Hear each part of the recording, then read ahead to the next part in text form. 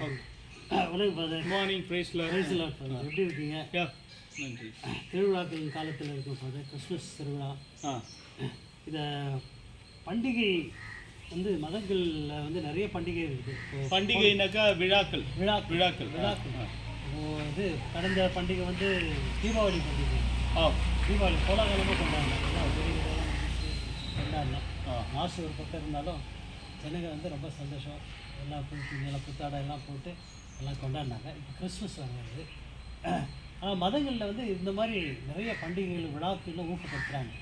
ஆனால் சிலருடைய கருத்துக்கள் என்னென்னாக்கா, இதெல்லாம் மூட நம்பிக்கை, இது வந்து வீணான இது, அதாவது சுற்றுச்சூழல் பாதிக்கப்படுது, இது சிலது வந்து ஆபத்துக்குரியது அப்படின்னு சொல்லிட்டு சில கமெண்ட்ஸும் இருக்குது.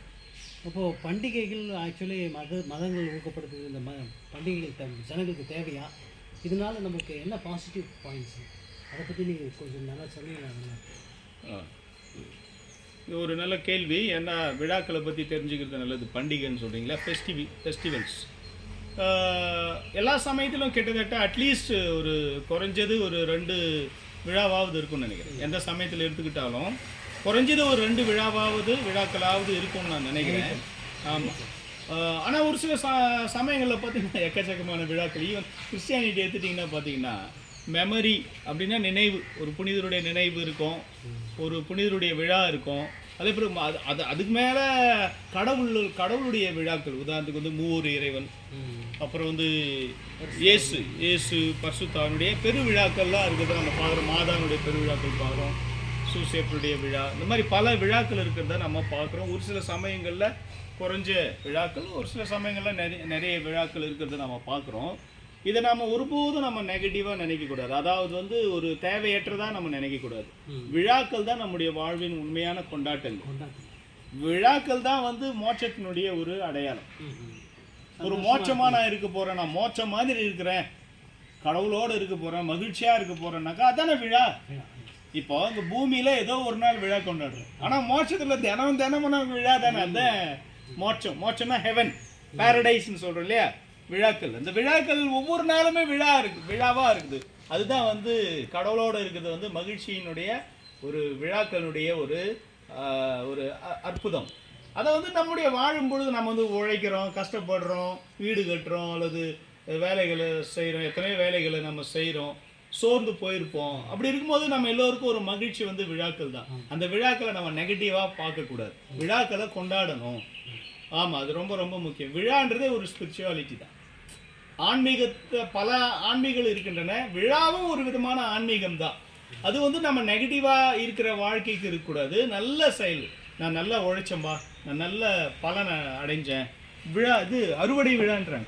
ஏன் நான் வந்து அறுவடை விழாவை நான் கொண்டாட போகிறேன். அதை உழவர் விழா அதெல்லாம் கொண்டாடுறோம் இல்லையா. இதை வந்து யூதர்கள் வந்து அறுவடை விழாவும் இந்த மாதிரிலாம் கொண்டாடும். பல விழாக்களில் வந்து இந்த அறுவடை விழாலாம் இருக்குது. பல விழாக்கள் இருக்கிறத நம்ம பார்க்குறோம். அதனுடைய மீனிங்ஸ், அதனுடைய பொருள் என்ன, அதெல்லாம் கூட நம்ம இருக்கிறத பார்க்குறோம்.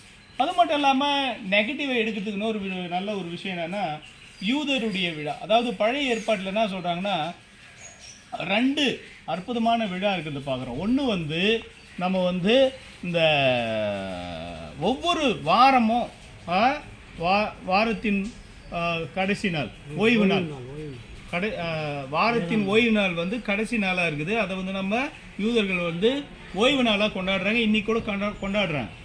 ஆனால் கிறிஸ்தவர்கள் அந்த ஓய்வு நாளை வந்து அவங்களும் அதை கொண்டாடலாம், தப்பு இல்லை. ஆனால் வந்து இயேசு உயிர் தந்ததுனால வாரத்தின் முதல் நாள் ஞாயிற்றுக்கிழமையை ஆண்டுடைய உயிர்ப்பினால நம்ம கொண்டாடுறோம். இதை வந்து முஸ்லீம்ஸ் வந்து வெள்ளிக்கிழமை கொண்டாடுறாங்க. அதே போல் இந்துக்கள் கூட வெள்ளி என்கின்ற வெள்ளிக்கிழமையில் நம்ம கொண்டாடுறதை நம்ம பார்க்கணும். அதனால் வந்து வாரம் ஒரு முறையே நம்ம விழாவாக கொண்டாடுறதுக்கு ஆண்டவர் நமக்கு வாய்ப்பு தந்திருக்காரு. ஓய்வு நாள் இந்த மாதிரிலாம் கொடுத்துருக்காரு. இயேசுடைய உயிர்ப்பு நாள்லாம் நமக்கு கொடுத்துருக்குறாரு.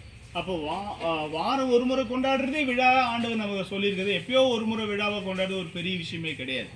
அதனால் பெரிய பெரிய விழாக்கள், கிறிஸ்மஸ், அப்புறம் ஈஸ்டர், அப்புறம் இந்த மாதிரி தீபாவளி, பொங்கல், மாரியம்மா விழா, லோக்கல் விழாலாம் சொல்லுவாங்க, இந்த மாதிரி விழாக்கள், அதுக்கப்புறம் ரம்ஜான் விழா, அந்த மாதிரி பல விழாக்கள் இருக்கிறத பார்க்குறோம். அதனுடைய மீனிங்கை புரிஞ்சுக்கிட்டு அந்தந்த சமயத்தில் இருக்கிறவங்க சிறப்பாக கொண்டாடலாம்.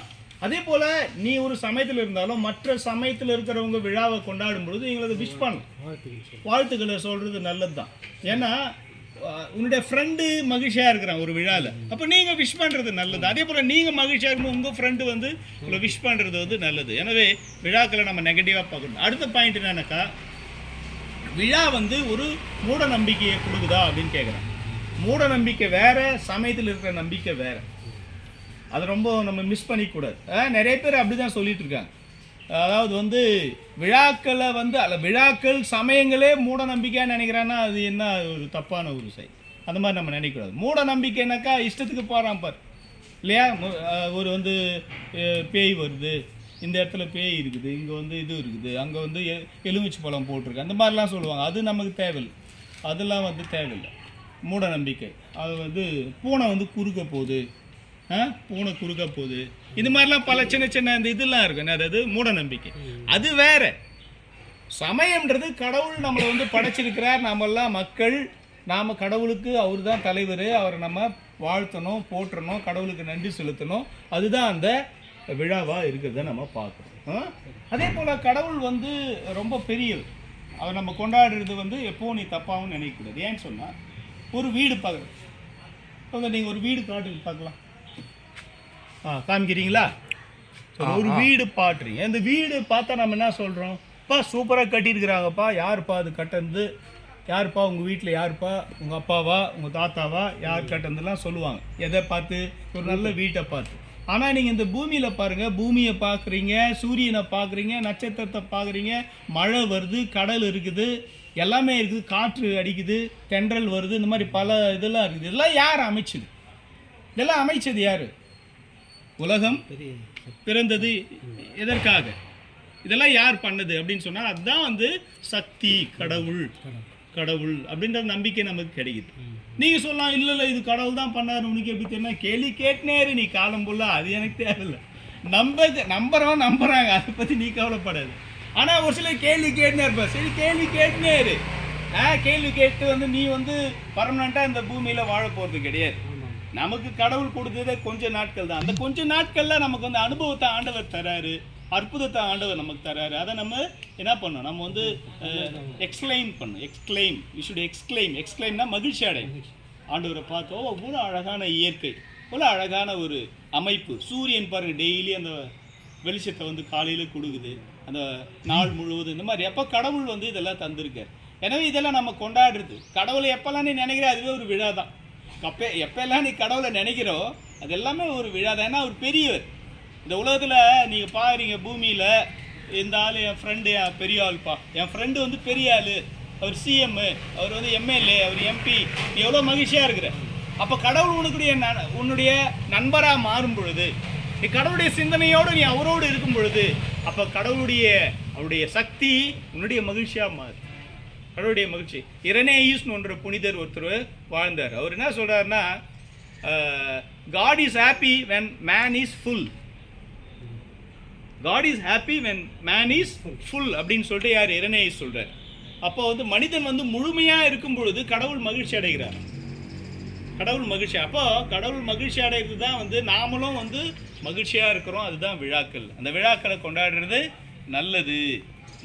அதாவது அதனுடைய ஆன்மீகத்தை நம்ம புரிஞ்சுக்கணும். அதை பற்றி பேசினா பல மணிக்கணக்கு நாம் பேசலாம். அது செமினாரில் பேசலாம். ஒரு ஷார்ட்டாக நம்ம நினைக்கக்கூடாது. ஆமாம், விழாக்களை வந்து நம்ம வீணாக நினைக்கக்கூடாது. அப்போ நீ வந்து இவ்வளோ உழைக்கிற, அது கொண்டாடணும். உன்னுடைய உழைப்பனை சேர்த்து வைக்கிற, அதை நீ கொண்டாடணும். குடும்பத்தோடு கொண்டாடணும். நீ மட்டுமே தனியாக போய் என்ஜாய் பண்ணணும்ல, எல்லாருமே சந்தோஷமாக இருக்கணும். அதே போல் ஒரு சிலர் நம்ம என்ன நினைக்கிறாங்கன்னா, நம்முடைய இந்தியாவில், தமிழ்நாட்டில் ஒரு என்ன சொல்ல, ஒரு பெரிய விழானாக்கா அங்கே வந்து சினிமா வருது, படம் வருது அப்படின்ட்டு காலையில் போய் சினிமாவுக்கு போகிறான்ற மாதிரிலாம் வந்தது. இப்போ அதை கொஞ்சம் ஸ்டாப் பண்ணிட்டாங்க. 5 மணிக்கெலாம் போய் ஷோ போவாங்க. காலையில் விழா அன்றைக்கி, பண்டிகை நாளுக்கு காலையில் 8 மணி 7 மணிலாம் வந்துச்சு. இப்போ 5 மணிக்கெலாம் நீ கோயிலுக்கு போப்பா. விழான்றதே நான் கடவுளுக்கு நன்றி செலுத்துதான். அதை போய் கடவுளுக்காக நன்றி செலுத்துறியா? அது எந்த சமயமாக இருந்தாலும் சரி, எந்த ஆலயமாக இருந்தாலும் சரி, நீ உன்னுடைய ஆலயத்தில் போயிட்டு கடவுளுக்கு நன்றி செலுத்தப்பா. குடும்பத்தோடு போ.